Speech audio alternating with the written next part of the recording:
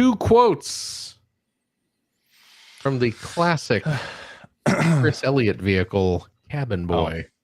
I've never seen Cabin Boy. Same here. I'm not going to say it's good. Yeah. But it's weird. Well, and it has an incredible scene early on in which David Letterman has a cameo. I did know that. And he is both of those lines are Letterman lines from that movie. I see. It's worth just going on the YouTube and just watching the Letterman scene. I think I already have. I think we've talked about this. Man, oh man, do I hate them fancy lads. I see. Good stuff. Yes. Hello and welcome to episode 974 of the Player One Podcast for Tuesday, July 29th, 2025. I'm your host, Chris Johnston. With me as always from Canada, Mr. Greg Seward. Yellow. How's it going there, sir? Not bad. Went and saw the Fantastic Four. Yeah. Last night. Yeah. That wasn't a bad film, I have to say. No, it was fine. That's like 2 Marvel movies in a row that haven't sucked. Yeah, it was okay. It was okay. That's what I said. It was okay. Yeah, it was fine. I'm not saying it was great. I'm saying it didn't suck. Fine. Yeah, I don't listen to your opinions on these things. It was the mid 4. Not so fantastic. Maybe slightly above average 4. Not yet still the best Fantastic Four movie made. Well, that's not hard. Yeah. Oh, I know, but I'm still saying. Yeah. I don't think I've credit where it is any due. Fantastic Four you movies. haven't missed a thing. No. I saw the 2. I do want to see this one. It's fun. It's a good movie. I saw the 2. I didn't see the previous most recent one. Neither did I. Michael B. Jordan one. Yeah. No. But I did see the other 2, and those were not great. No. Yeah. And at least Galactus wasn't a cloud in this movie. So that is true. That was fun. And I never sat down and watched the Corman one. No, me neither. Right. Me neither. But I'm still pretty confident in saying that it wasn't. Yeah, I saw last night. It's probably yes. Apparently, actually, the actors from that movie are made cameos. Yes. Oh, really? In this, amazing. Although I didn't notice any of them, but from what I've heard, they're in one of the little early montages where they have like the people doing their whole thank you, Fantastic Four. I think what really worked, in this movie, which is what made it good, was that they really leaned. Like, to me, the problem with the Fantastic Four has always been that they feel so old-fashioned. Yeah, just as characters, they feel like super old-fashioned characters. They feel like, corny comic book heroes, and all those other movies that tried to sort of bring them into modern day and let's make everything gray and make it really big and bombastic and modern. It didn't work for them. So I think the fun thing with this movie is that they just really leaned into the corny comic book thing. Right. Like the retro style 60s aesthetic. Yeah, the 60s future, the 60s futuristic sci-fi futurism. Look. I love that. It really carries, because the movie does drag in the middle, but it really helps to carry the whole thing. It does look nice. I'm into it. So it's got a good aesthetic to it. Yes, it does. Excellent. Yes, fantastic. Even. Wait, and joining me from the great state of Washington, Mr. Phil Theobald. Hello. How you doing? I'm fine. How are you? I'm pretty good. Good. Yeah. Delighted to hear it. Good. Yeah. Excellent. What's fantastic? Let's go. We got there eventually. Spectacular. What brings you here today? Some kind of podcast thing that we do every Sunday for the last 19 years. Don't say the number. Don't say the number. I know, right? Kind of crazy. Our podcast can legally drink in Canada. See. Just saying. Yeah. Well, Yeah. let's talk about some news, shall we? What do we got? You hear about this? You hear about this? You see this? You hear about that? Apparently, Atari's on the move. They're doing all sorts of crazy stuff. The Atari 2600 Plus Pac-Man Edition. Oh my! Console plus joystick. And then, of course, you can get separate colored. It's a yellow 2600 console with Pac-Man and the ghosts on the front.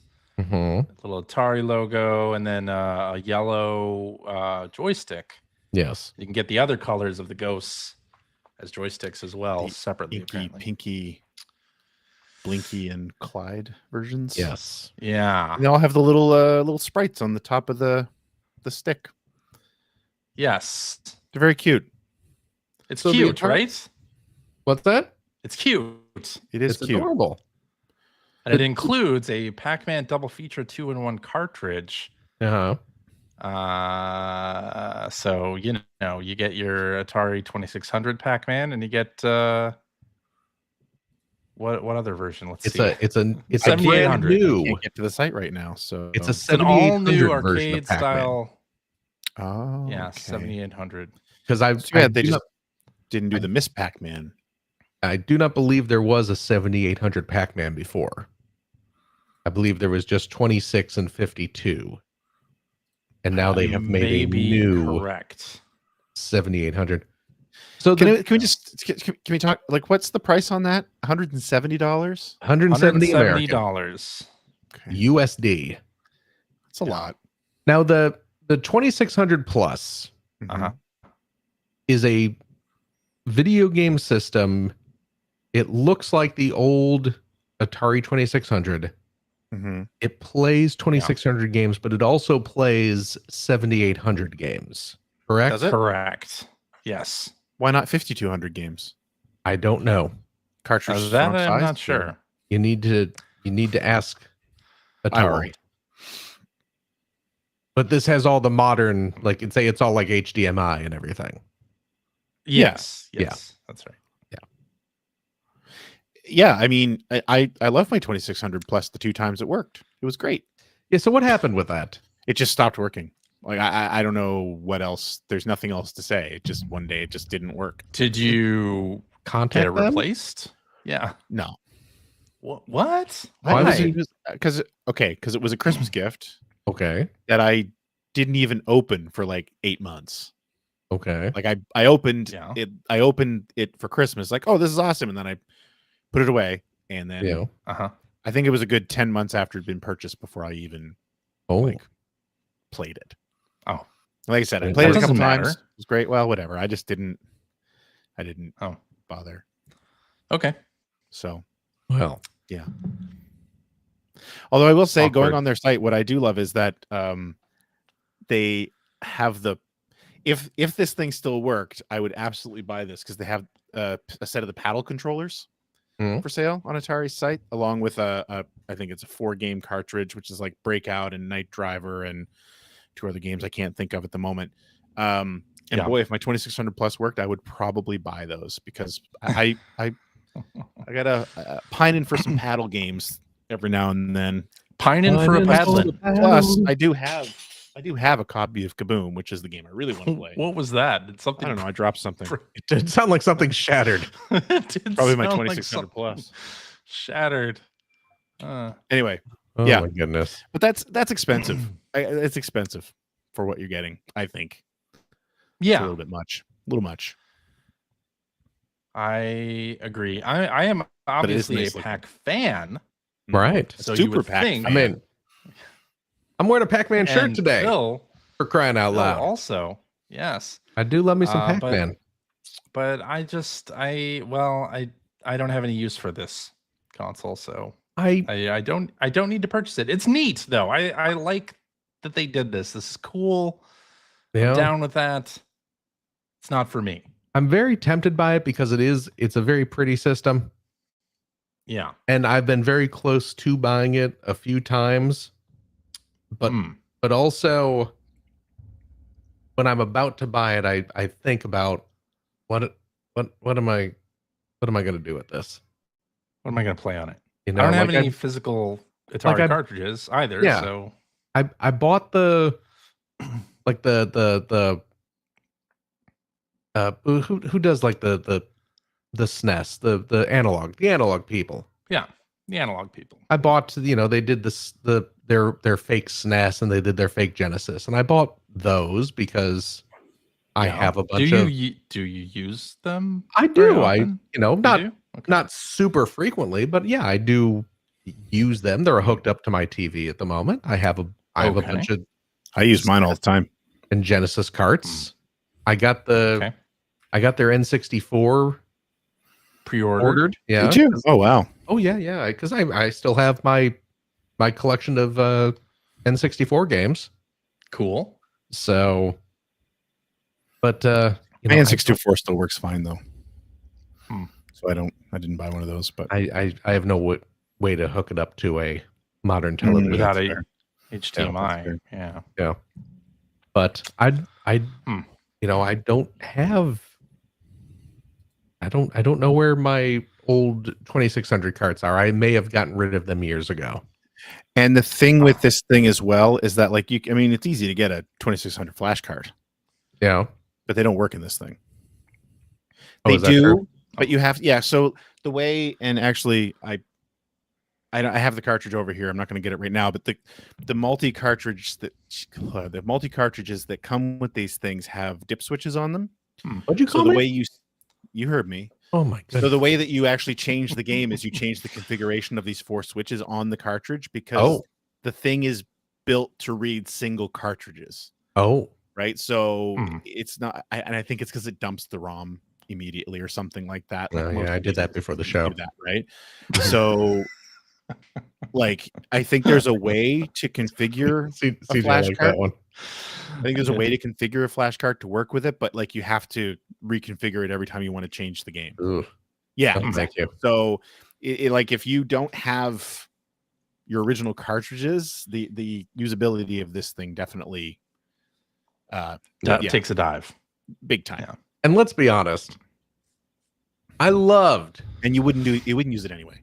I loved the 2600 back in the day. I played countless hours of 2600, and while I can still today pop in, let's say, I don't know, Yoshi's Island and play it for a couple hours, sure, and have a blast, I'm not going to be doing that with, let's say, Haunted House. Right. Probably not. Those games weren't made to pop it in. The longevity in those games is to get a high score. Yeah. And they're you quick look at it for 2 minutes and you go, oh yeah, I remember this game. It's upside down. There it is. You're holding it upside down. There you go. Okay. So you see the different games. You can see the Switch configurations right on there. Yeah. Oh yeah. And that's an official game. Yep. That's an official they're on the back. multi-cart. So that's how you switch them. And you gotta and for those not watching, the cartridge label is just a giant diagram of dots showing you the position for all the dip switches. What games are on this? What 10 games are on there? I'm curious. Adventure, Combat, Dodge'em, which is one of my favorites. Oh yeah. Haunted House, Maze Craze, Missile Command, also a great game on the 2600. Of course. Real Sports Volleyball, Surround, Video Pinball, which is terrible, but I loved it, and Yara's Revenge. Okay, so nice. So some solid games on there. Yeah, no, it's a good package. Yeah, for sure. That's why I think the Pac-Man version is more expensive than the 2600 plus, and you're only getting 2 games. Yeah. So I'm not. You're getting it's the limited edition. Oh, there it is. Yours looks like the old wood grain. Yeah. Yeah. The way God intended. Exactly.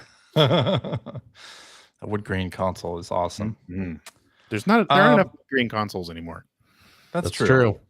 Yeah, I did have a wood grain faceplate for my Xbox 360. That's great. Yeah, I miss faceplates. That was a good idea. And then I had a wood grain faceplate for the 3DS. Oh, really? That was quite nice. Yeah. Amusing. Amusing. Slightly amusing. Yes. Well, then we got some other Atari related news because there is some DLC for Atari 50. It's the Namco Legendary Pack. Oh my goodness. Namco Legendary Pack. That includes Pac-Man for the Atari 2600, Galaga, Galaga, Dig Dug, Xevious, and Galaxian. And those are spread between the 2600 versions, 5200, and the 7800 versions. So, is there some arcade versions on there? It doesn't say arcade versions. No. Oh, I'm just that Xevious look, but it did just show like 3 different versions of Pac-Man there, but none of them were the arcade version. No. I wonder if this new 7800 version of Pac-Man is part of this. Oh, that could be pretty cool. Yeah. But yeah, this is going to have new archival footage and new interviews and all kinds of cool stuff. And it looks great. And I can't wait to be buying this DLC. I will definitely absolutely. Get it. Yeah. No, they do it in the all trailer. Of these Namco games are part of the Atari 2600 legacy, right? Well, I mean, Namco and Atari are pretty well linked from back then, because they actually had a business relationship where Namco was basically distributing Atari stuff in Japan. Which kind of gets mentioned in that trailer when they show that interview, that new interview with Nolan Bushnell. So very excited. Heck yes. Down with it. And then you know what, real quick, I think we've talked about this on the show before. I'm sure we have. That the 2600 version of Pac-Man, it's terrible. Obviously gets a lot of crap because it does. It is objectively a terrible version of Pac-Man. I played the hell out of it back in the day. Yeah. I played countless hours of it. I did not, when I was a kid, think that it was bad. No. I thought that it was different from the arcade version, but it was the only way to play Pac-Man at home. It was almost none of the arcade ports at that time even looked anywhere near the arcade games, so it didn't even really matter.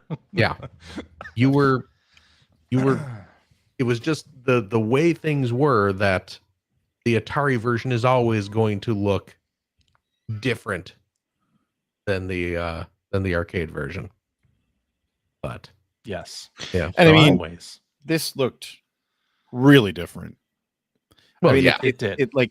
It wasn't, really looking back on it, it wasn't even good based on what the 2600 could do. Well, no, but it was the way to play Pac-Man at home. And that was the only way you were going to get that many ghosts on the screen at the time, though. Like the hack to get it to display that. I love thinking when you really think about that, it's ingenious, and it's something that obviously you wouldn't have to deal with today. But using the CRT, I don't know what the proper term is for it, but the fact that things wouldn't just completely disappear off the screen, there was a little bit of, not burn in, but you know what I mean, right? The ghost image. So just using one ghost and flashing it around to 4 different positions constantly, they still flickered, but it worked pretty well. So it did. Yeah. And of course, we need to wrap up here the news talking about the Lego Game Boy, which is now on sale and comes out on October 1st. On sale in the United States. It's on pre-order. I'm sorry. Yeah, it's on pre-order. Yeah. I can't pre-order this yet. Why not? It's just, I'm looking at the page on the lego.ca site right now, and it's got a price and it says coming soon, and there's no option to purchase it that I can find. Oh, that's interesting. There's no purchase on here for me either, but I already did purchase it. Well, How did you do that? It is, the pre-orders are sold out on lego.com. Yeah, that's when I pre-ordered it the same day that they went up. I was like, okay. So this set looks completely awesome. Has 420 1 pieces. It's a pretty small amount of pieces. That's a low piece count, but it's like 1-to-1 size apparently. Approximately. Yeah, approximately. You get 2 cartridges: Legend of Zelda, Link's Awakening, and Super Mario Land. Yep. As well. It looks great. Yeah. Does it have the little display stand that these pictures have it on? Do you know? Oh, Phil? I'm sure it does. Yeah. Okay, that's good. I don't believe they would be showing the little display stand if it didn't. Was not part of the. Oh yeah, you can see it in those. Yeah. In the lifestyle pictures. Yeah, it looks so cool. I can't wait. I'm very excited. Yep. Yeah, this will maybe be only the second Lego set that I put together, because I have the Pac-Man arcade set and I haven't put that together. Not ever, no, but like video game related set. I didn't buy the NES a few more or the 2600. I skipped those. So still don't know why we don't have a Genesis. Seems we will though, right? I don't know. I don't think so at this point. I would not be surprised. I'm starting to worry. Give it time. Apparently the buttons feel really good. I saw some impressions of people who were at San Diego Comic-Con. So I mean, that's great. Feel like care Lego plastic. I'm yeah, like like it's great that they feel good, but we're gonna build this thing, put it on the shelf, and never touch it again. So pretty much, not a functional device. Yeah. Although my daughter with the Pac-Man set, she always like turns the little crank that makes the ghosts go around. Yeah. So I don't do that, but she does. Yeah, whatever. You're too grown up for that. I'm too mature for that. Yeah. Mature for that. Yeah. As an A-fall, I have no problem playing with the little Pac-Man crank. Wait, what? As a what? As an A-fall. I don't know what that means. What is that? Tell us what this means. It's an adult fan of Lego. Oh, okay. You got to learn. I don't feel like I do. Learn the acronyms, I thought that was my friends. Different or something. Let me tell you about the snot bricks. I bet there's a lot of snot bricks being used in that Game Boy build. What are snot bricks? Studs not on top is what that means. Those are the bricks that have the little Lego studs on the top, but also on the sides, just so you can stick things to the face of them. Gotcha. I see. Okay. You get a lot more detailed sets. You know. Yeah. When you use snot bricks, let me tell you. Okay. Yeah, I'm just saying. CJ, you like reality shows. You should watch more Lego Masters. You will learn this sort of thing. I did watch season 1 of Lego Masters. Well, you clearly weren't paying attention. I wasn't paying that close of attention. Yeah, exactly. That's the thing. Yeah. There's a new season of it that just started fairly recently, I think. I know. But, I'm not watching that either. They got a new host. It's not Will Arnett anymore? No, I forget who took over, but yeah, Will Arnett is not the host this season. Okay. Someone else is. You want to know what's terrible? Yes. CJ? What's that, Phil? We've discussed my inherent distaste for reality TV. We have. Here's how much. For some reason, you don't like Taskmaster because you don't like reality TV, but Taskmaster is not reality television. It's structured like a reality TV show. Not really. No, it's whose line is it anyway? But I dislike reality TV shows so much that I don't even watch Lego Masters. I watched like the first 2 seasons, and then I was like, I can't do this anymore. I can't do it anymore. I see. Just show me the last like 30 seconds of the show so I can see the models. That's all I care about. Okay. I don't need this manufactured drama. I don't need this phony baloney. The manufactured drama is the best part. Absolutely scripted, quote unquote, reality. Nah, just don't. Ugh. Yeah, there's only certain reality shows that I can watch anymore. Really? Survivor. Legally? Yeah. Survivor is one. I love Survivor. Yeah. And I guess I watched The Amazing Race every so often. But then I watch cooking competition shows, and I know nothing about preparing any of the dishes that they're doing, so I don't feel like it's not like Lego Masters where you know Lego, so why would you watch Lego Masters? You're not impressed by I'm very impressed by what they build. okay. I am by no means a master builder myself. My goodness. Okay. I just buy a lot of sets. I don't have that sort of skill. My goodness. To just make something from scratch. No, that's not going to happen. Yeah, that wouldn't happen for me either. No. If there was a Lego equivalent of Nailed It, perhaps. Ooh. that would be good. There's $1 million idea, Netflix. You're combine Nailed It with Lego. And are they watched even a lot making of new Nailed It. seasons of Nailed It? What's that? Are they even making new seasons of Nailed It? I don't know. Finn was really into it a couple of years ago. So was Charlotte. So, yeah. When they're really pushing that. And then they did a Floor is Lava show. Did you watch that? Oh yeah, Finn watched that. One? Yes. That was enjoyed good that too. I don't know if they made any more seasons of that either. Who knows? Anyway, Phil, I've been watching Community. I think good. Community's great. Season 4 of Community. Which is the first couple seasons of Community are great.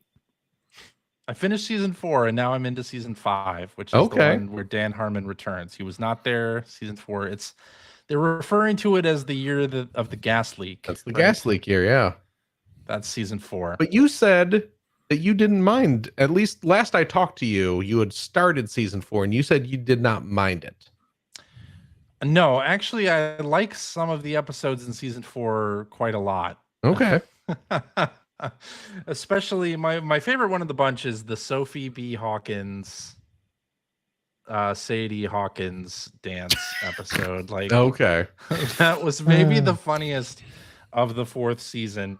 But honestly, I didn't feel that much of a quality drop. Okay. You could definitely tell that Dan Harmon's touches on dialogue were gone. Right. Definitely see that. Right. But otherwise, I didn't think it dropped out too badly. Okay. So, yeah. Well, season 5 on, like I said, never quite hits that same height. Yeah. As like seasons 2 and 3, but yeah, I am. Troy has left. I'm up to the point where Troy left. Oh gosh, yeah. See, that's now in season 5. So once Chevy's gone, yeah, which, who cares? And then Troy left. Yeah. And Jonathan Banks is on, which I'm all for that. That's it's Jonathan Banks, yeah. I know. Who doesn't want more Jonathan Banks? Exactly. But yeah. Oh, and Adam Asleep says season 4 was the same showrunners as Happy Endings. Didn't CJ like that show? I do really like Happy Endings. I thought Happy Endings is a great show. But I don't know that necessarily means that they can run Community better than Dan Harmon. But I did legitimately like some of the episodes in season 4. Oh, good. Just good. Saying. Anyway, yeah. Let's get on to what we've been playing. Oh. Which for me means Donkey Kong Bonanza. Hey, me too. I finally started that game. Oh yeah, okay. I got my copy. We need to hear your impressions, Phil. Ooh, give us some Donkey Kong impressions. There you go. Like that? Exactly like that. Ooh, banana. Yeah, that's my impression. Okay. So how far are you lads in this game? I want to kind of gauge where I am. I am to the point. So they present you with a fork in the road and say, do you want to go to the forest level or the ice level? And I went forest. Okay. I'm just at that point where I have to split, because I finished the like the foundry level or whatever, where you have to defeat the giant drill machine. Yep. And then you fight a boss, and then you get to the split, the I fork am in at the road. boss of the forest area. Oh, okay. Now. Okay. Greg, are you at You guys are further than me. Oh, really? Oh, yeah? Yeah. Now I got this game like a week after you did. I'm still playing Expedition 33. I see. And I'll be honest, and I Right. actually posted this on Blue Sky because I was playing this game again last night. Mhm. And man, I just Don't say it. there are times I No. love it. Greg, And no. there, like last night, I turned it off in disgust. You know what I Greg, think, no. Greg? I was just Greg. I was so not into it last night. It was crazy. Here's the Greg, thing, Greg. would it be better if it had more songs with French lyrics? Oh, I mean, what wouldn't be? Well, I don't know that Greg, would fix it, but you need to just admit that you don't like Nintendo games anymore. I think that's what it comes down to. Because it seems like that when there's a big can't Nintendo enjoy game, joyful video games anymore. That CJ and I are all like, "Oh, this game's a load of fun," and you're sitting the whole here world like, is. I can see it though. I can see The it whole though. world. I think especially it depends where you are in it. If you got to the point where you just met the Fractones and there's this one stage where there's like just a bunch of mud and you're supposed to like be surfing over it. I've gone through that stage. I finished that stage. I got to that point and I was like, what the hell is this? Like, I want to leave this area as soon as possible. This is kind of depressing. See some good levels again. So I'm in the stage now where is that what they're called? Fractones? Fractones. The crystal Crystal creatures. dudes. Yeah. I'm in the stage now where some of them are like they look like giraffes. Okay. They're like giraffe necks. That's okay. Yeah, you're not that far behind us. Yeah, you're not that's that far the stage I'm in. us, yeah. Okay. So, yeah, it's like a big factory area. Yeah, that's what I'm in. Yeah. Okay. So, no, I do like it. I do, but I just sometimes when I'm playing it, I'm like, I don't want to be playing this. I don't want to do what it wants. You're not in the mood for what it's dishing Absolutely out at that time. It did. I will admit that it did take me a little bit to kind of click with the game and how it works and what the mechanics are and how you're supposed to play. Yeah. But yeah, when it clicked for the me, game pushes you in that direction pretty quickly. When it clicked, I am positively loving this game. Me too. I am having a blast with it.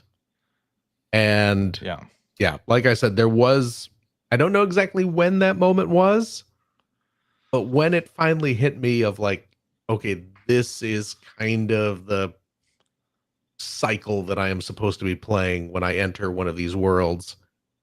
And I figured it out, and I started just like really grooving with it, and I'm having a blast with it. I get it, and like I said, I don't normally go read reviews, and I did that because I was the same way. We talked about this last week, where because CJ and I both, CJ, you had the exact same experience too, where like the opening level, it really didn't do much for me. And then it kind of clicked, and I was like, oh, this is great. This is awesome. But even at that point, I had also gone and sort of looked at some reviews like, what am I missing? What am I missing here? And I was in that same position last night when I turned it on. Like I said, I turned it off in disgust. Like I really was not enjoying myself last night. In disgust. Yeah, like I was like, it was one of those moments where I I am heavy. I am fucking done with this. And I just dropped my controller and turned it off and went to bed. What happened You know what it was? Did you there was a section where, and I don't know if I was forced into this section or and actually what it was is in this level, there's some, you can find like a creature. I was digging around and I found this creature that just burrowed into the rock. Yeah. And you chase it. Yeah. Like, I don't think you hit it. You just chase it. Yeah. So then I was in. I think I know exactly what you're talking about. I do too. You have to hit their tail, right? Well, whatever. I actually completed what it was supposed to do. Yeah. But it just put me in a position where it's like the camera was doing that thing where it was swinging wildly around and it was like going into what looks like first person mode, although you're not actually in first person mode. It's really easy to lose your bearings. That wasn't the only thing that was happening last night, but it was just one of those things where I was just reminded, like, for a game that really pushes you to get into these really tight spaces, the camera is so awful. Yeah. The camera control is so awful. And again, they darken the world, which I get why they do that, but it's so distracting. And I just gotten to this point where it was almost strobing the world. You know what I mean? Like every time I moved the camera around, like the world would appear and then fade out and appear and fade out. And it was just really a frustrating. And it felt like the whole play session was like that last night when I was playing it. So I jumped back on, like, before I went to bed. I went to Metacritic. I'm like, what am I missing? And it's incredible to me when you look at the reviews on Metacritic for this. Like, there are no bad reviews. Like, this is universal because it's very good game. Well, no, that's what I'm saying. That's because it's a good game. But I mean, even there are plenty of good games that have outliers, is what I'm getting at. There are no outliers in this game. Like, it's crazy. No. The thing that because again, early on I was kind of fighting the camera as well early on. And I still fight the camera often. I mean, you're not wrong on that. You know what kind of pushed me over worrying about the camera is that I stopped really being concerned about getting off my, desired path. Yeah, if that makes sense. Because I get it. I mostly stopped doing any digging, except maybe what you're both if telling I do me the is little that what you're both hand telling me is slap that and the I big see a selling point of the banana. game is, as long as you avoid the big selling point of the game, it's really good. Is that what you're No, saying? actually, I think the problem is actually the opposite. I think you are not embracing the big aspect of the big selling point of the game enough, which is destroying the level. I think you are trying to be too precise, like making careful tunnels through things. Oh, I'm not. I'm smashing through things like crazy. I think I wouldn't do that at all. I don't do that at all. No, when I get in those situations, I'm saying I'm just smashing through things like crazy. I will just dig down and dig forward and just I will pop out wherever I pop out, and I'll do that if I see something on the radar, but otherwise the point of it is kind of chaos and just, and I think that's it. I think that and I don't know that it's not embracing it that's the problem. I don't know that I like that that's the point. Oh, well then maybe you know what I mean? Yeah. Yeah, like I mean, and again, I am not saying it's a bad game. I'm not saying it's a bad game. I'm saying that there's just I need to be in the right mood to play it. Here's what you should try. Here's what you should try, Greg. You know the little like singing button, the left. But I'm not getting lost. I'm I'm not. Go do the critical path. Don't worry about anything underneath. And but again, you'll be fine. That's the major feature of the game. I feel like I don't know that like it is. I mean, I feel like the advice you're giving is to avoid what the point of the game is. But no, I'm not. I'm not saying that at all. If I'm saying if you see something on the radar that you want to go see, then yes, do that. Otherwise, don't. Yeah. Because to me, destroying the level or even like digging down to find treasure chests, which spawn, it's RNG anyway, so you're gonna see treasure chests anyway. Like to just not dig for that stuff because that part and I really don't not as fulfilling. What's fulfilling is filling up your gold meter, going Bonanza, and then going on the critical path and destroying some enemies and that kind of thing. Whereas I am really into the exploration bit of it, because what that does, it feels like the point of the game. That aspect of the game, it reminds me of what I really loved about Minecraft, and it reminds me of what I really loved about SteamWorld Dig.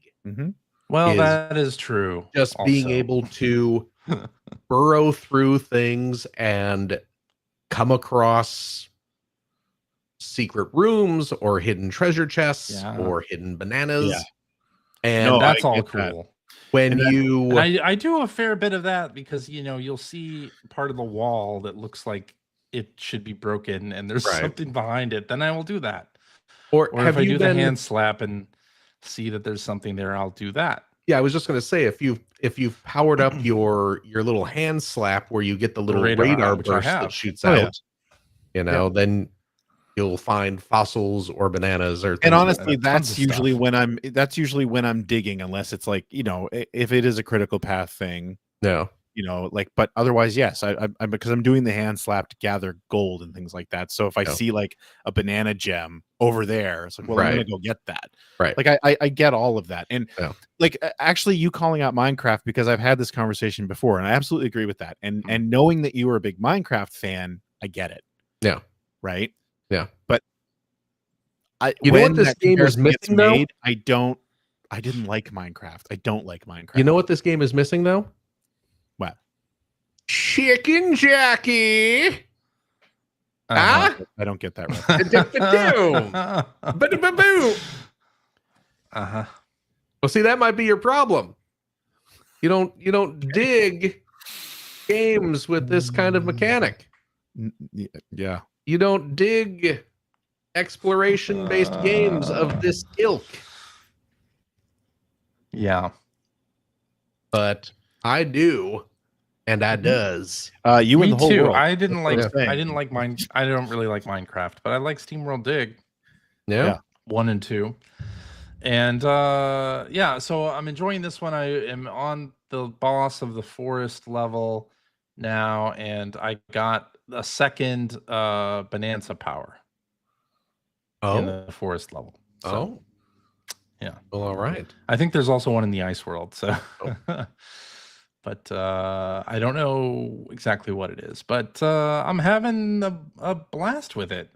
Yeah. I haven't run into anything too difficult, like the little challenge stages. If there's 3 bananas showing on there, I'll try to get all 3. Yeah. Okay, where's the first banana in the Donkey Kong Country stage? Oh, did you ever play Donkey Kong Country? So I'm assuming it's above the entrance. Yes. Yeah, that's what I thought. I just couldn't get up there for some reason.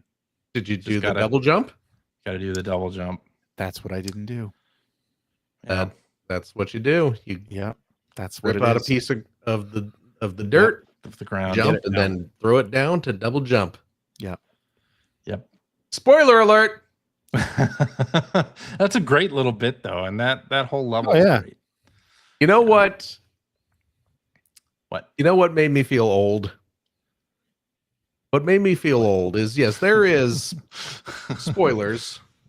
There's at this point, everybody knows that there's a Donkey Kong Country stage. There's a little secret level you can go into, and when you go through the door, it tells you the name of the little mini level you're about to go into, and I believe it is called, what's it called? Like Nostalgia Country or something. And so I was expecting to see a bunch of girders that I had. I know. That's just it. God damn it. I was like, oh, a nostalgia level. We're going to be jumping over barrels. We're going to be climbing up girders. And then as it's loading, I was like, oh, no, wait, it's probably Donkey Kong. And then, of course, that game that came out when you were 20. Oh, I'm so old. Yes. I'm so old. Ugh. Yes, as Bill Mudron says in the chat, you gotta chunk jump. You gotta do the chunk jump. I'm gonna say though, I was glad to hear you sort of complaining about that surfing level. The surfing thing, I don't find fun at all. I don't either. And any of the times that said, "Oh, you should just do the surfing, just surf and speed up," it's like I have not enjoyed it. Or dig under this. What don't you like about the surfing? It's a crappy mechanic. I just don't like it. I don't like the control of it. It just a faster mode of traversal. Faster, imprecise mode of traversal. Yeah, imprecise is. Maybe you guys are just bad at it. I don't know. It could be. I didn't really have any trouble with it. Okay. There was one of those little bonus stages where you're going through a timed obstacle course. Yeah. Yeah. And you have to, you're surfing to get through it, and in order to get through it as quickly as possible to earn 2 bananas. Yes, those little thin bridges.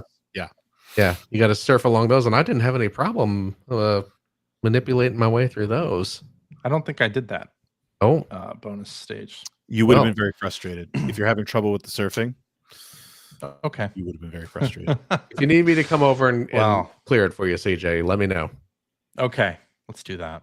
Okay. But I'm really enjoying the game. I'm gonna play more of it. Yeah, I want to finish it. I've heard the ending is spectacular. I don't really want to hear anything more than that. Have you on it? Have you changed any of your outfits or anything? Oh, yeah. Of course I have, Phil. Yeah. What color is Donkey Kong? I haven't changed his color. Oh. Is there a point to doing that outside of just changing his color? Like, other than looking fabulous? No. So no, then. Do you need a different reason? Donkey Kong is purple in my game. I don't know about your boring old game. But Donkey Kong is still his regular color, but he's wearing a bow tie in mine and has I think black pants on. Yeah. And then Pauline is dressed in like pink, some kind of pink outfit. Yeah, from the forest level. Okay, right now she's in a cowboy outfit. Yeah, that was my previous getup, which extends the length of your Bonanza the outfit I have her in right now. Yeah. Actually, you get that in the world that I'm in. Yes. Yeah. It's good stuff. I'm digging it though.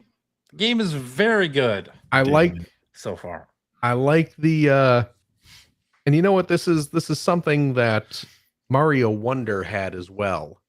And I'm glad to see Nintendo leaning into more of this kind of thing. Is just the personality being shown through the character animations. Just the their facial expressions and that sort of thing. It just gives the game has a lot of personality. Yeah, it gives the games a lot more life, a lot more personality. Why doesn't this game have a photo mode? It does. Does it? Have I been missing it? I think you press down on the D-pad. Oh. Now, granted, so apparently I've been missing it. Granted, I discovered that by accident, but I was like, it is no there. Photo mode. Probably did tell you at some point. It's just the big old bad menu. Yeah, there might have been some NPC that I that could skipped by who explained that, but I down on the D-pad is I believe it's down on the D-pad. Okay. Well, the other thing is, when you get towards the end of a stage and you defeat the boss or whatever, and it gives you that bunch of like 3 or sometimes more bananas, and it falls through the thing. Donkey Kong very clearly does an expression. You can see from the back, like he's slapping his cheeks, like, and there's a goofy grin on his face. But you can't see it when these appear, but you can't see it because the camera's not looking at his face. I'm like, oh man, I want to see. Bust out that photo mode. Hopefully, Donkey Kong's goofy grin. Hopefully, you can swing that camera around. Yeah, it's wasted. It's wasted. I know. I love the characterization here. It makes me remember the reaction to the Wind Waker trailer. Yeah. Oh, initial Zelda, where people were like, "Oh my god, I can't believe Link is so expressive. It looks stupid." And I was like, "No, if by stupid you mean awesome." People were so angry about that. They were so angry. Well, I mean, so angry. There's context there, though, right? No, there's. Everyone was convinced that Ganondorf sword fight Link was going to be what the next game looked like. Yeah. Yeah. And then they made it look better, and people were upset. Then they made it look better. Yeah. But now Donkey Kong does these crazy expressions, and it just looks great. I'm loving every minute of that. So anyway, Donkey Kong Bonanza is fantastic, and I'm going to continue playing it. Obviously. Greg, what have you been playing? I've been playing Expedition 33. Oh, that doesn't have bananas in it. Not that I've found. No. Wow. Phil left. Phil said he would be right back. I'll be right back. See him mouth, "Be right back." I'll be right back. I held up my finger. Be right back. I said, "I'll be right back." I didn't see that. Yep. I gotta There's a package outside. I gotta go get the package. Okay, you I'll go be right get your back. package. Talk about your French game. Which, by the way, they're going to do a soundtrack on vinyl. I don't know. Yeah, the pre-orders went up this week. Yeah, I think the pre-orders went up this week. Now I'm waiting to get some money so I can actually pre-order the thing because there's like a 6-disc version of it. So, oh damn! And everyone will be worth having. Yeah, I mean, yes. I'm into a section now. There's like an area that I'm right next to the paintress, but I don't think I'm really all that close to finishing the game. But in the overworld, I'm right next to the paintress, and there's like two like major bosses that you need to fight. And you can do them in whatever order you want. And I think like the whole idea is that I forget what they're actually called. They're giant Neverons, but I forget what the name of like what these giant ones are actually called. But one of them's like already in a slightly weakened state, and then another one you have to go do like all these little side quests and everything in its area in this like big bases area that I'm in right now. But the first one that I fought, man, I know I keep saying this, but every time I play that game, I'm more and more impressed by it. And the boss battle that I was in, it's kind of like, I guess I would call this character almost like a siren. Like it was very like she would sing and curse you and things like that with her songs. The battle was incredible. Like it was so friggin' cool. I can't get over how much I'm still enjoying even just random battles in this game. And they mix it up nicely with the bosses. Like, I mean, there's all those different mechanics, not only the different mechanics for each character, but the dodging and the jumping and the parries and counterattacks and things like that. And boy, when you get a hang of that, it makes especially the boss battles so dynamic. Now you said random battles, but there are actually no random. Yeah, they're not really random, but you know what I mean. Like the Neverons that you can fight before you get to bosses. Sure, that will reappear if you hit a checkpoint and rest. I found out the hard way. Right. But yeah, even those I enjoy doing. There's some kind of relationship status thing happening now.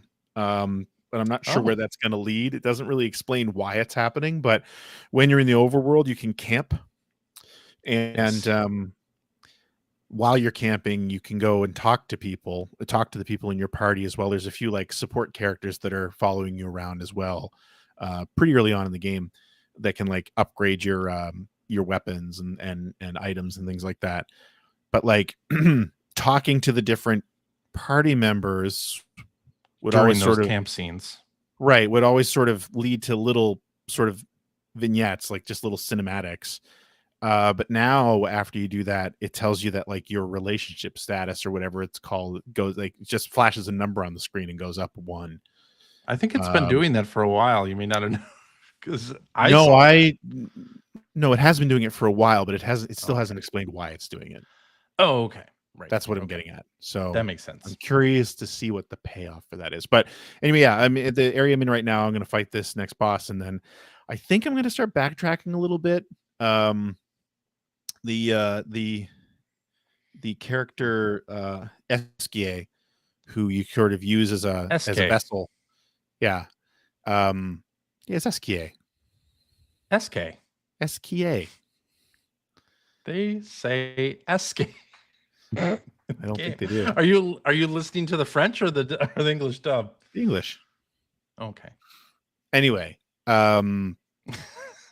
he's able to swim now, and he's able to smash through coral and stuff like that. So it's opening up like paths back to earlier areas. So I think I'm going to start doing a little bit of grinding, because I was advised by someone who has finished the game to make sure you keep all the party members leveled up. So okay. That's probably a good idea. Yeah. I mean, it's one of those games where even if you don't have active party even if you have party members who are not active, they are gaining experience points. But I think it's at like, I don't know that it's at 50%, but it's not 100%. So, right. So yeah, I've just been sort of, and plus that's giving me a chance to like, I'm based on that advice, I'm assuming that you're forced to use certain characters sometimes. So it's giving me a chance would to assume. learn their different abilities, because every character has vastly different fighting abilities. True. Yeah. But anyway, it's great. I'm still loving it. Loving every second of it. Playing it instead of Donkey Kong. The video game is good. Yes. It is. Yeah. Okay. Donkey Kong also good. All I've been playing this week. We are spoiled for choice. This What year. happened? There's a lot of great Right? games. Man, A lot of really good games. the last Yep. couple months has been crazy. Yeah. And then All there's right, Mario Party. Phil. I don't know if Yes. Mario Party Yeah, did Mario Party coming out like It really did. soon? Or it just came It out? just came out came out. last week. Yeah. Yep. Did you buy it? You didn't buy it? No, it's an thought you were upgrade for. It's like camera-based stuff for Switch Oh, right. 2, which You I hate that. have basically zero interest in Okay. camera-based party games, so I don't think I'll be buying it. But yeah. Anyway, Yeah. Phil, Yes. what you been playing, sir? Well, Donkey Kong. Just Donkey Kong. That's Pretty it. much just Donkey Kong. It says that right in the outline. Yeah. I did pick up, Yeah. for your recommendation, Flora and Fauna or Flora and Fang. Flotsam Jetsam, or what's it called? Flora Blibble and and Dibble? Fang. Flora and Fang? Yeah. The The- Donkey Kong 3. Yeah, the Donkey Kong 3 Thing. inspired game. I've played like 2 stages of it, so I didn't put it on Okay. the outline because I don't have much I to saw say. that you picked it up. And I did pick it up. Made me It- very happy. Made me happy. It seems good. Like the couple stages I played, I was like, this seems like it's gonna be pretty cute. But Yeah. I got distracted by Donkey Kong. So And yep. I will Yep. I will go back to Flora and Fang at some point. But Yes. it does seem like it's a fair bit of fun. So, It is. but yeah, that's really Yeah. what I've been playing. I got a package though. This was I the pack. see. This is why I left. I got Yeah. a little something here from the good folks at Fan Gamer. You familiar with Uh-huh. Fan Gamer? I am. Well, I'm going to do a live unboxing, a live unbagging. Actually, it's a Unbagging. shipping bag. Listen to that. Yeah. What is this? It's a plush. It is a Astrobot. big plush. It is. No, not Astrobot. It's the cheat from Homestar Runner. Strong Bad's little right. sidekick. The cheat. Uh-huh. They just came out with a That's cool. kick the cheat plush that you can kick it. You can kick around. Does it make noise? It's supposed to. I don't know if there's a switch. There might be a switch you have to hit, Okay. but it does make noise. Keep When you- fluffing that. The cheat. Okay. So Cool. got a little zipper in the back so you can access its voice box. Oh yeah, here we go. To operate voice box, remove the plastic pull tab and press down on the unit firmly Oh. until you hear a beep. Press down on your unit firmly. Oh, There's oh my gosh. the beep. There you go. Yeah. That seems exactly like something Phil would have. There we go. Okay, we're gonna zip that up thing's the never cheat, shutting up. and there we go. I see. tossed the cheat. Okay. Anyway, All right. Well, that's what I I've been guess- playing. I've been playing Donkey Kong, and I've been playing Kick the Cheat. Excellent.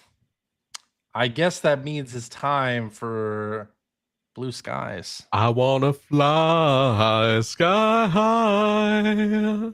Let's go together. All right, let's do this one from Hacker Alias Benjamin Rivers. The Benjamin Rivers? The very same. My Crazy. goodness. Yes. Who said if you had to get caught on the Coldplay cam with a video game character, Oh who my would god, it be? it's a timely news reference. This is obviously this is a tweet from last week as well. We're just catching up on it because we didn't do Blue Skies last week. Right.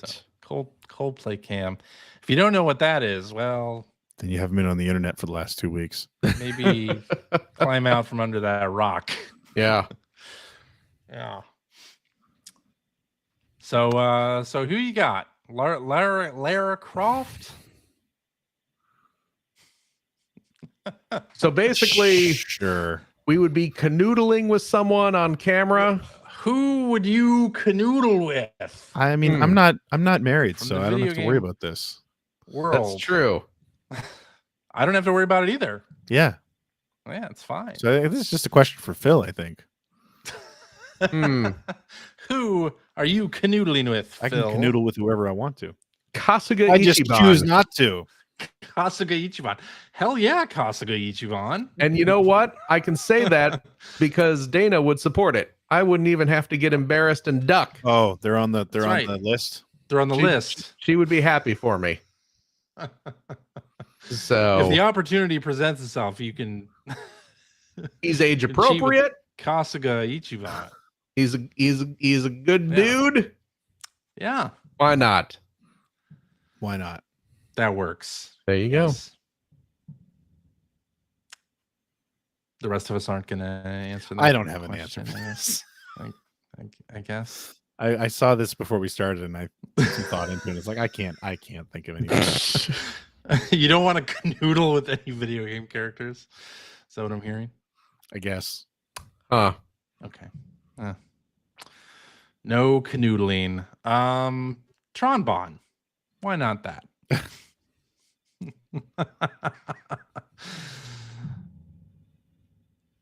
One moment, please. There's oh no. What you mean the 14-year-old Tronbon?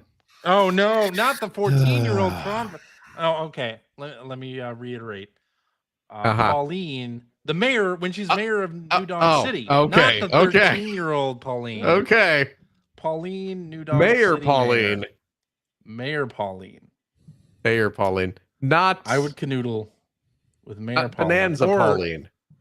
Alternately, Sully from Uncharted. Oh, Sully. Yeah.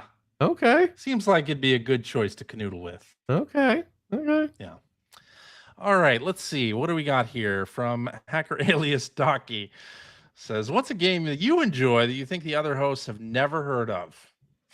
Oh. Have never heard of.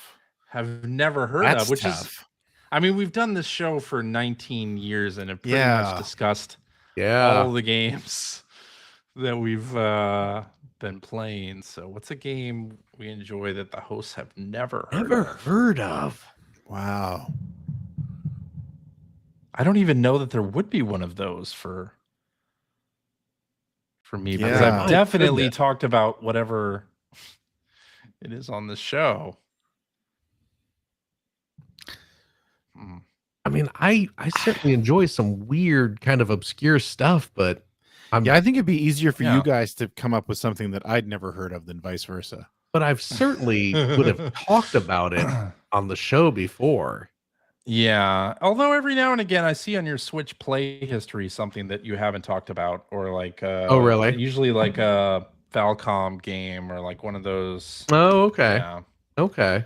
On occasion, I don't think you will have talked about those. So, but I'm trying to think if there is one. I mean, Speed Devils Online. Yeah, see, but we've heard of that. You've heard of it. That's what I'm saying. You've heard of it. But like Reciteer would be a potential one, but I know you talked about it. I know I've talked about that on the show. And then, Greg, do you know what game that is? No. Okay. Well, Greg doesn't remember what we talked about on the show. Yeah, but I mean, hey, he's that not paying attention to anything that you or I play. That works in my favor for the purpose of this question. It's just that I don't retain the information. That's all. Yeah. Reciteer. Reciteer. An Item Shop's Tale, I believe. It's a Steam game. It's getting a remake in sometime in the near-ish future. All right. Here's a good one, maybe. What's that? My Friendly Neighborhood. I don't know what that is. Heard of it? Is this one of your cozy games? I talked about it once on the show. Okay. It is a survival horror game, kind of akin to Resident Evil, but you are on the set of Sesame Street, like it's Sesame Street style show. It's the Five Nights at Freddy's, but Muppets. No, it's not Five Nights at Freddy's, though. It's Resident Evil with Muppets. Okay. I know, like, I just looked it up and I was like, oh yeah, it's this one. It's not Five Nights at Freddy's, although I guess depending what Five Nights at Freddy's game, because I think there probably is one that's like Resident Evil. So maybe. Yeah, some of the more recent Five Nights at Freddy's games are more involved. Yeah. And I only know this My Friendly Neighborhood has played some of them. Is pretty cool. Yeah. Trying to think of other ones. There probably are other ones. I think maybe mine, like one I can think of, is called Heading Out. Oh. Which, again, I talked about on the show, but you guys don't remember it because it's not a game you would ever touch. It's just a road trip game, basically. Okay. Oh, this is the black and white one. It's black and white. Black and white one. This is the one that I suggested you pick up. But clearly you didn't remember it. I was like, wait a second, is that I knew it. I knew what one it was. Oh, this game. That's what I'm saying. Like, that's probably, as far as the games you guys play, that's the only thing that's coming. The other thing that's hard for us is that not only have we done this show for nearly 20 years, but we also then worked together. And that's also true. Like lived with Phil for a year, 2 years. Yeah. Sounds awful. So there's not much that would have been like, I've never heard of that game. Alrighty, let's move on. Let's do this one from Hacker Alias Super Nintendo Dad, who says, what game had the best opening hour for you? If not hour, I'll even accept best first level. Oh, I thought about this. Spider-Man 2 immediately popped to mind. The PlayStation, the original PlayStation Spider-Man. No, I'm sorry. No, the PS5 Spider-Man. PS5 game. Okay. But did have a good intro bit. With Sandman. Yeah. Thing. Yeah. That was so cool. That is a really good start to a game. Yeah, absolutely. You were not wrong. You know what one popped to mind for me, and it's just because I was talking about this with my son today because he's been playing Battlefield a lot lately. And he was just actually sitting right here and playing it on TV, and we were just sort of chatting about because I think he just played through Call of Duty World War II. Yeah. Mm-hmm. And we sort of got into chatting about how much I used to love World War II shooters. Just loved them. And how much I used to love Call of Duty until it just went, the way it went. But that got me to thinking about Medal of Honor Frontline. As far as opening levels go, Medal of Honor Frontline, the opening level was the beach landing at Normandy. Yeah. And I remember that being so intense and so well done. And it's funny because I went back and watched a video of it before the show because I was thinking about it. And boy, does it not look either of those things now. But back then, I mean, it was obviously playing on the opening scenes of Saving Private Ryan. It was meant to basically, but it was extremely successful in doing so. Like it really got you feeling like you were sort of in that moment in an intense way that I don't think anyone had ever done before. And it was really influential, I think. I think it changed it changed the way people did some things in shooters. I know going on and working on a first-person shooter myself, once I'd moved into game dev, that was kind of the goal, was to reach that level of intensity, which we never did, but we sure tried. And it was our measuring stick. So that was great. No. Cool. Really great opening stage. Doesn't necessarily hold up by today's standards, but for the time, Shadows of the Empire.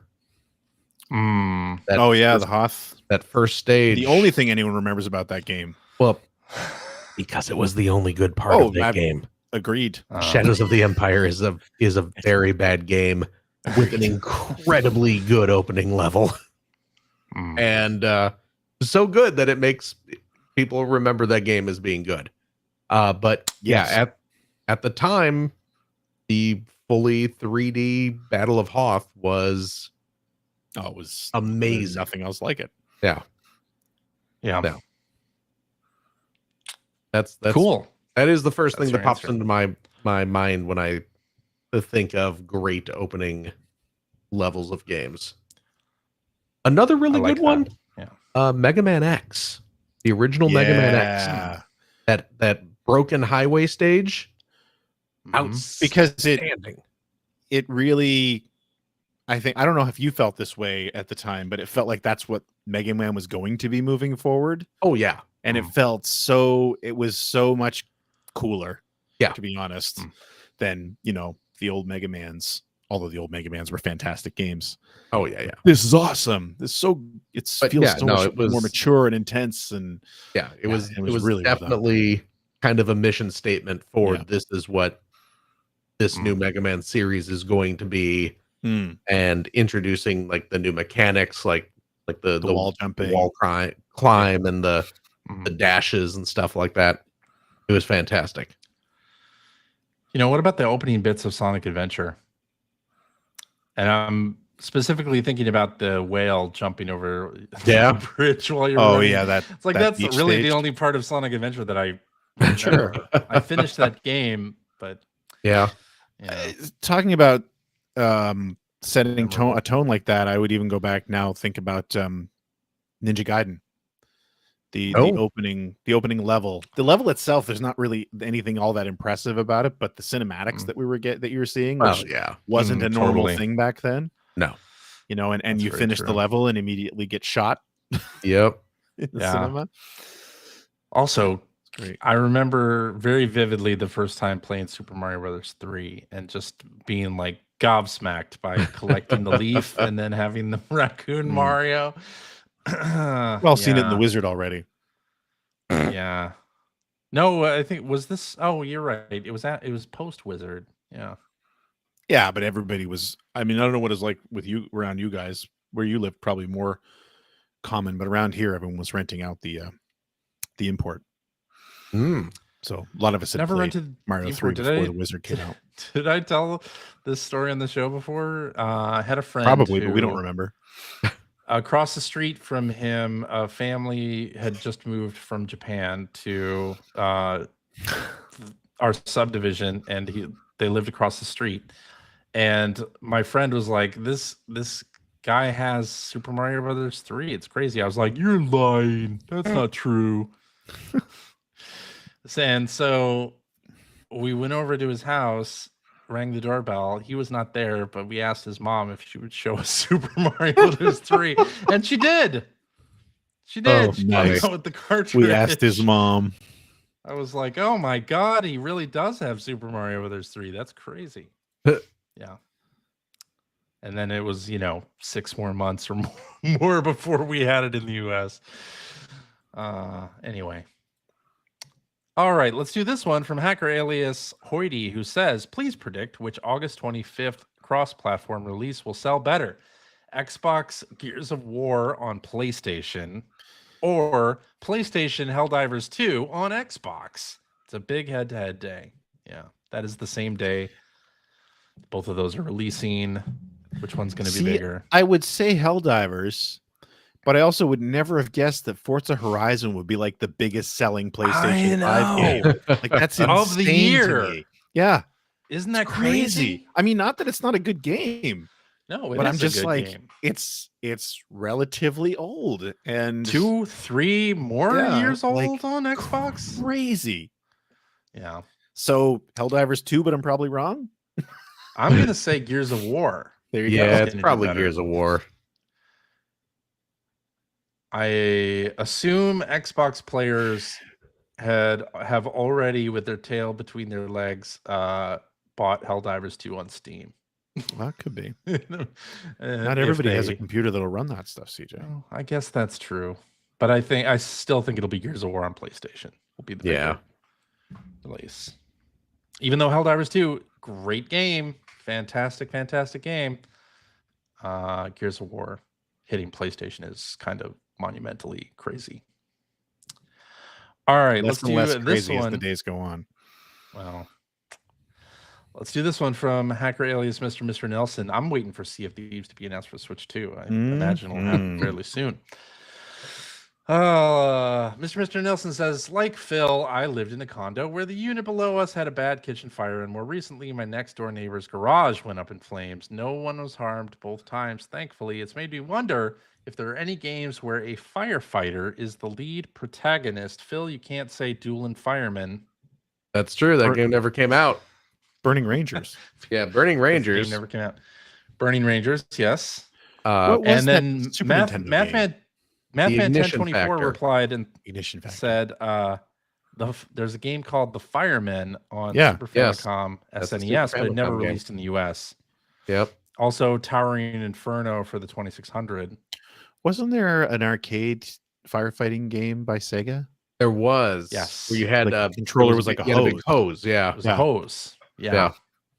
Then Mickey Mouse can don a firefighter's uniform in Disney's Magical Quest. Oh, there you go. Super Nintendo, says Mathman 1024. Thank you for that.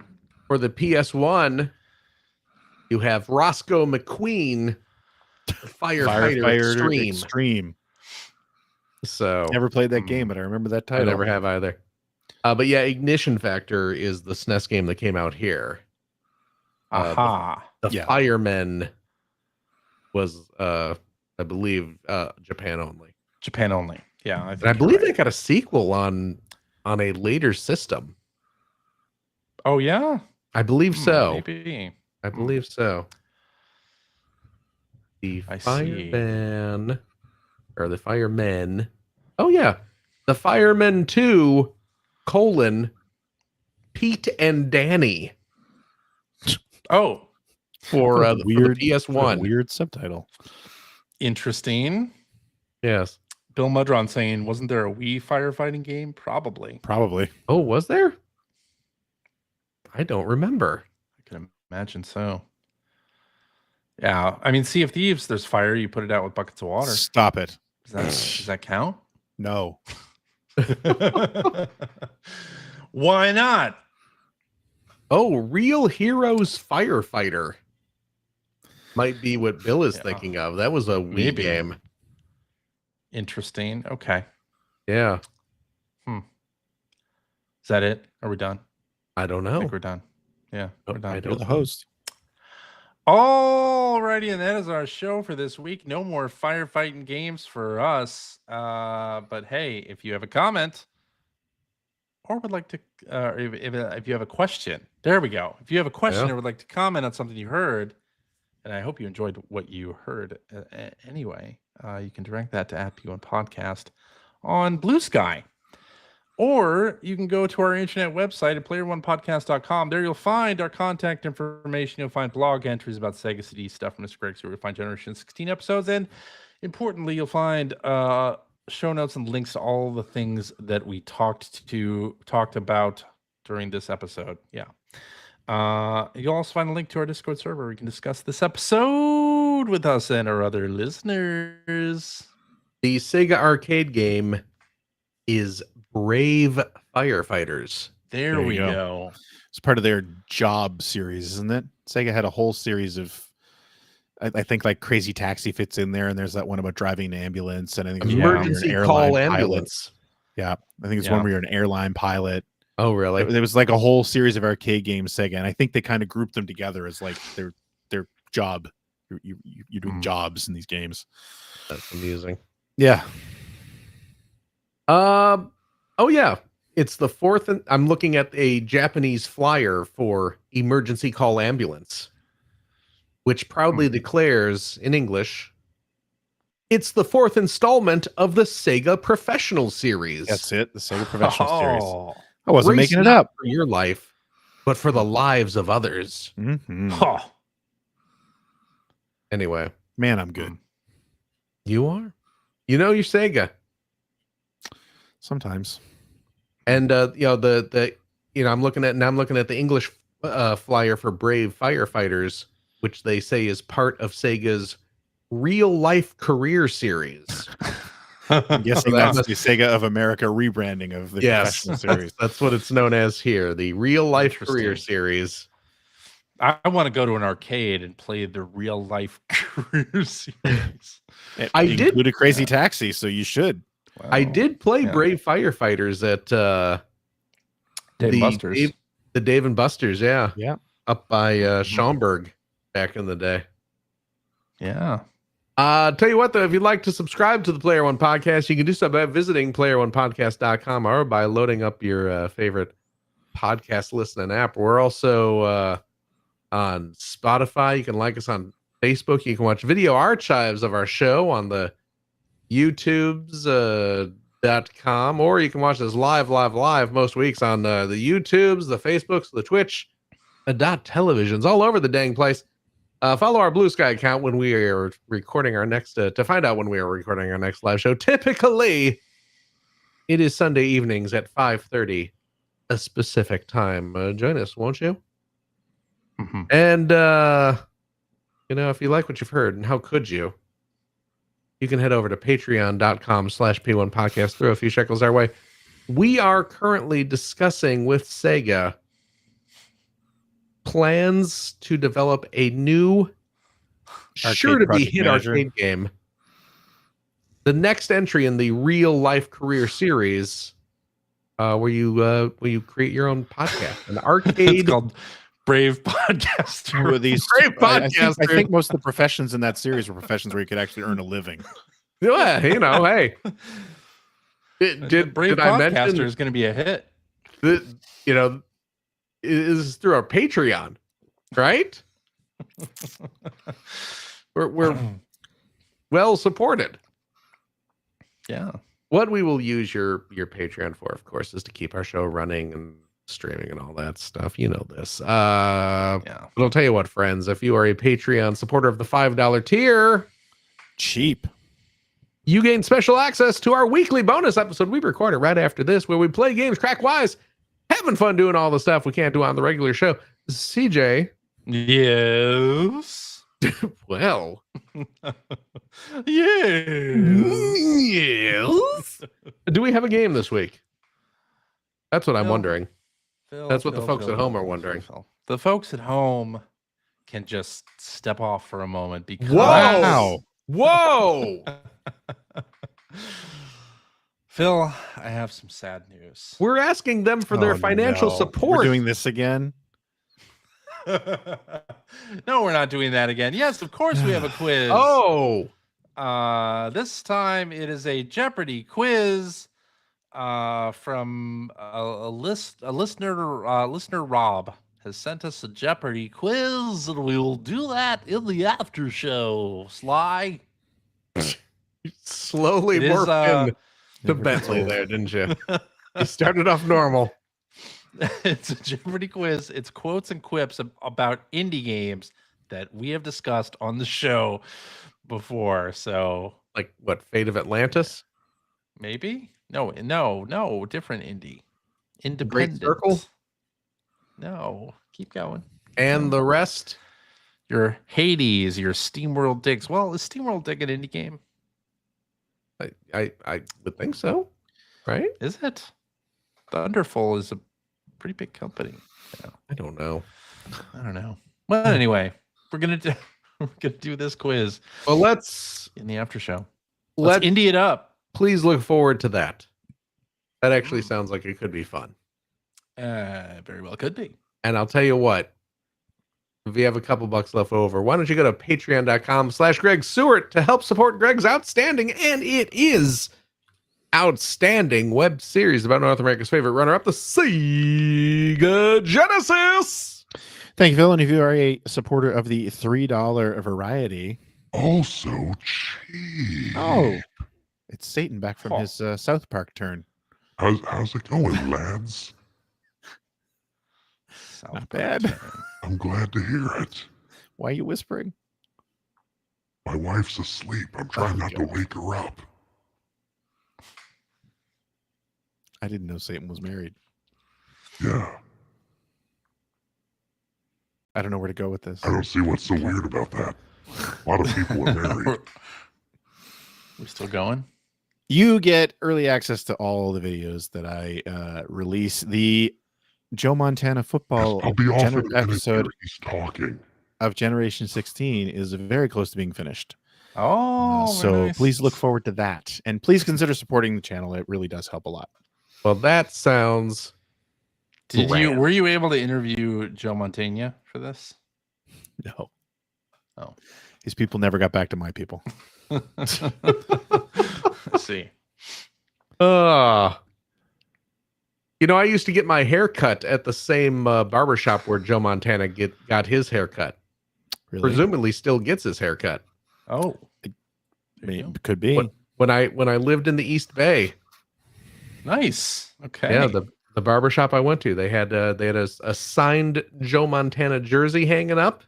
Very nice. And they were very proud to tell everyone that Joe Montana comes. Joe Montana was a great player. And gets his hair cut at that barbershop.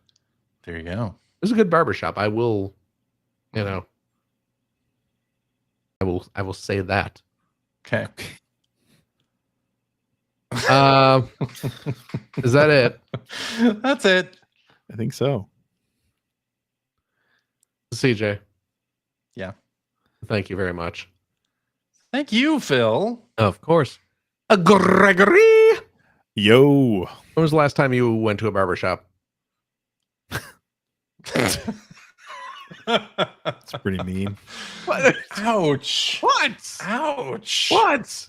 Honestly, probably when I was living in Chicago. Really? Wow. Yeah. Well, there you go. Why would I mean, I don't know. look at me. Yeah? No, when I moved back home, Yeah. was the same time that I met my my wife to be. Yeah. And I vividly remember when I was still clinging on to the idea that I had hair at that point. And when I first took her to meet my family, we're at my mom's place and I was sitting on a couch and my girlfriend at the time was sitting on my right and she had just met my sister-in-law who was sitting on my left and they were literally talking over me about how I should start shaving my head. Oh, And stop pretending I had hair. well, there you go. So then I married her. I mean, but I also shaved my head and I've never looked back. So, Well, There you go. but if I was to look back, there'd be nothing there because I'm bald. Well, Greg, it looks lovely. Thanks. You wear it well. I appreciate And that. by it, I guess I mean skin. But Gregory, Yo. thank you. Thank you, Philip. Absolutely. And of course, a big old thank you to you, our wonderful, wonderful listeners, every single darn one of you. As always, please take care of yourself, your loved ones, your family, your friends. Be kind to each other. Be kind to yourself. By gum. And we hope to see you next week. Bye-bye. Bye-bye. Goodbye.